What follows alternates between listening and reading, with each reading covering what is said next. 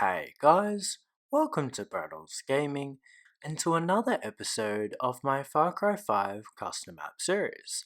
In this series, I feature the maps that I create in the Far Cry 5 arcade, and today we're having a second look at my latest map in the Far Cry 5 arcade, Biomes. Biomes is my 37-hour map creation. It is a team deathmatch map, although I recently converted it into deathmatch as well, just to give players a little bit more variety and give them that second option in terms of which game mode they want to play. But if you haven't seen part 1 yet, I definitely recommend you guys go and watch that now. I'll put a card on the top right of the screen that will guide you towards that video. But basically in part 1 I give you guys a full guided tour of the entire Biomes map creation and basically take you guys through how I designed and constructed the map. I also give you guys a little bit of insight into the class balancing, and I also give you guys a prediction for how I think or how I thought this map was going to play out in actual multiplayer. So the first game you guys are going to be watching today is a team deathmatch gameplay. This is going to be part 1 of the video, and then part 2 I'm going to be showing you guys deathmatch gameplay. And over the course of both gameplays, I'm going to be breaking down the pros, the cons, some observations, and some tips and tricks you guys can employ if you do happen to play this map. So I thought I'd start off with the pros, and the obvious one is that there is lots of variety and replayability for the player. Obviously, there's so many different environments and locations and points of interest in this map that players can explore and utilize. And of course, there's a lot of different weapons across the 4 classes. Each class is balanced to sort of suit a different game style. Now, if you guys want to hear more about the loadouts and how I balanced each one of the 4 loadouts that players from both teams can use, then I definitely recommend you check out part 1, as I do break down each loadout and sort of talk about how they're balanced against each other. On to our next pro, which I briefly mentioned just now, is the fact that there is so many different points of interest over this entire map. This creates a lot of different gameplay opportunities for players. For example, people can climb to the top of the pyramid and get a great vantage point over the whole of Egypt. People can also do the same thing with the crashed AC-130, as the wing is propped up so that players can have a pretty good overview of the Vietnamese section.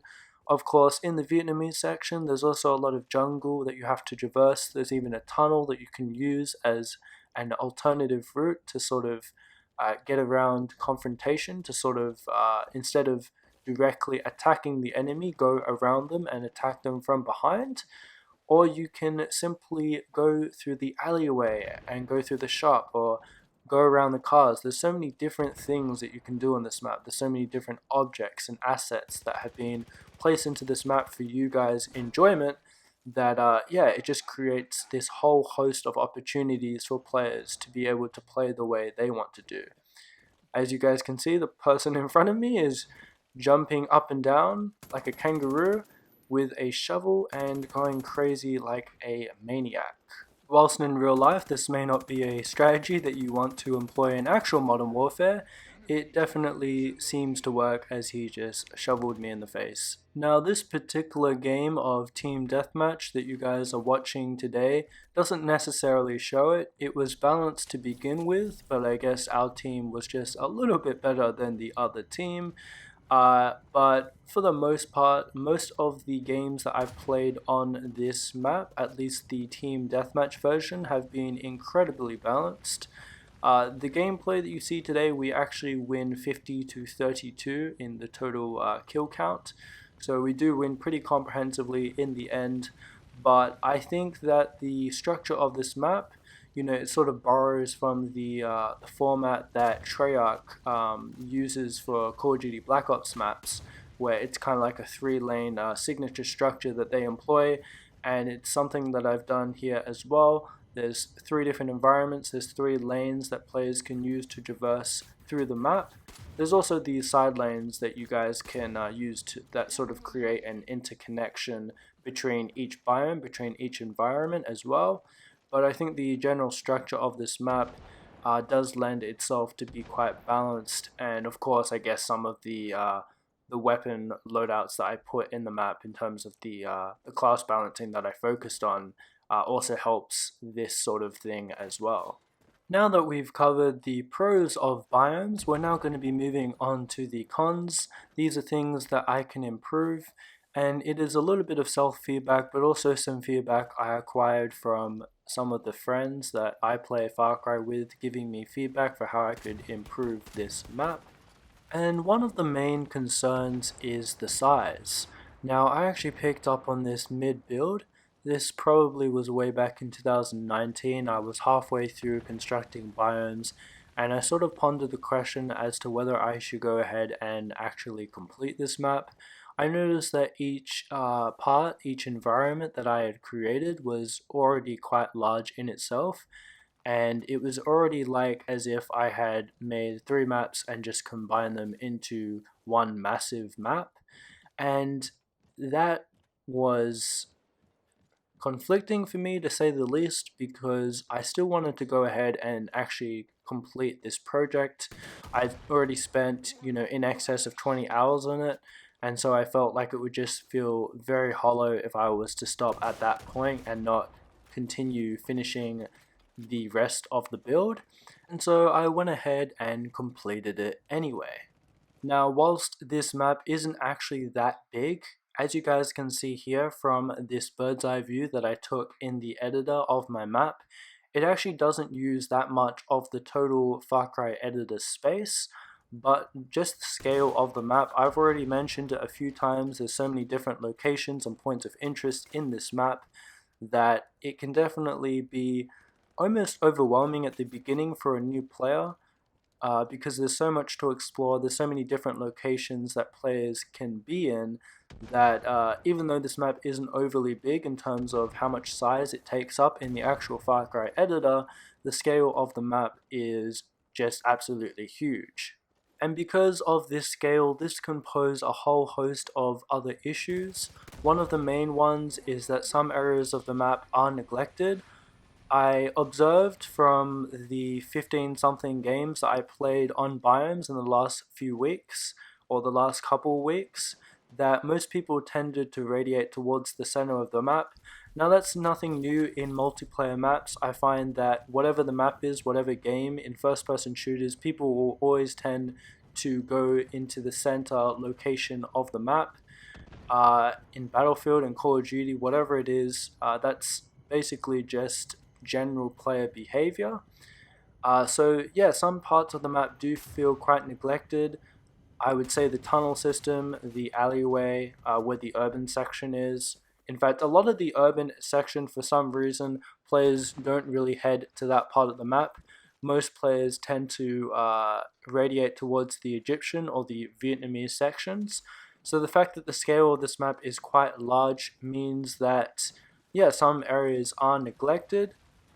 And I feel like this is also because some people will only want to stay in one part of the map, as it's their favorite part of the map. Now that we've talked about the pros and cons of biomes, another thing I like to talk about in this Far Cry 5 custom map series is some tips and tricks you guys can employ if you are to play my map. And as the creator, I know some hidden secrets, and some of them I've actually already employed on the gameplay thus far, but I'm going to be sharing with you guys those secrets today, and also just some general tips and tricks you guys can employ if you do happen to play this map. You can employ them so that you do well, and obviously if you're doing well on a map or a game, you're going to have a lot more fun. So tip number 1 is to try and situate yourself around the pyramid. The pyramid is on a raised platform, so it does give you a certain higher ground advantage, but it also gives you a great overview of not just the Egyptian section, but the entire map, Now obviously on top of the pyramid you can't really see too much of the urban or the Vietnamese section, but what I mean in terms of it giving you a great overview of the entire map is that a lot of the pathways lead to the pyramid. And so just from general player behavior, I found that in this map a lot of players tended to situate themselves or at least go past the pyramid on numerous occasions. So if you can position yourself on top of that pyramid, it's going to give you a great access route to the rest of the map, but also a great point of reconnaissance to where you can look around and find enemies to kill. Because it's got a lot of foot traffic in that area, it's also a great place to go if you're looking for someone to kill. Because, like I said, general player behavior, players are going to head there most of the time. It's a very highly populated foot traffic area, and so if you go to the pyramid, generally you're going to find someone to kill, like I do right here with this person in front of me. Now, another thing to remember is that on every class there is homeopathics, and for those of you that don't know what that is, it's basically drugs that you guys can use. They're in the campaign and they've also been brought over to multiplayer. Basically, you hold down your left bumper and your right bumper to access a secondary loadout area within your weapon wheel, and then you go down on the bottom of that weapon wheel and it'll have the fast and the furious drugs there. The fast drug allows you to run around the map at a double pace or 1.5 pace. I'm not exactly sure the actual statistic, but it just allows you to traverse through the map at a faster rate, which is going to allow you to get around the map a lot quicker and find more people to kill.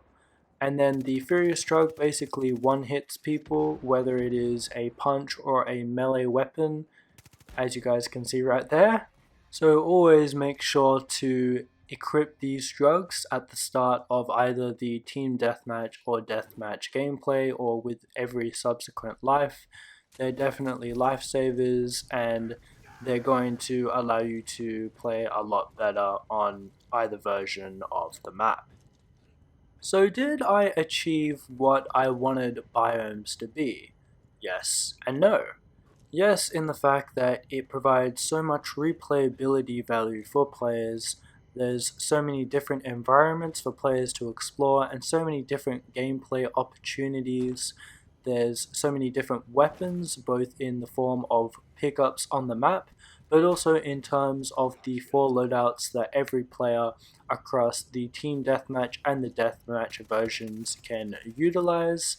It may not be as good in terms of the size, in that you need a near full lobby for this map to play well, but if you are able to have a near full size lobby of 10 to 12 players, then this map is a lot of fun, and I definitely recommend that if you're a host or if you know the host, you ask them to put this map on. Even if you don't know the host, ask them to put this map on. This is a super fun map, and everyone that I've talked to over the last couple of weeks have definitely seemed to enjoy this creation, and I hope you guys have enjoyed these videos, both the map breakdown, which was part 1, and the gameplay breakdown today, which has been part 2. If you guys are new around here, please remember to subscribe and hit the bell icon for future channel notifications. But if you're a regular around here, like the video, comment down below your thoughts on the map. But otherwise, I'm Braddels Gaming.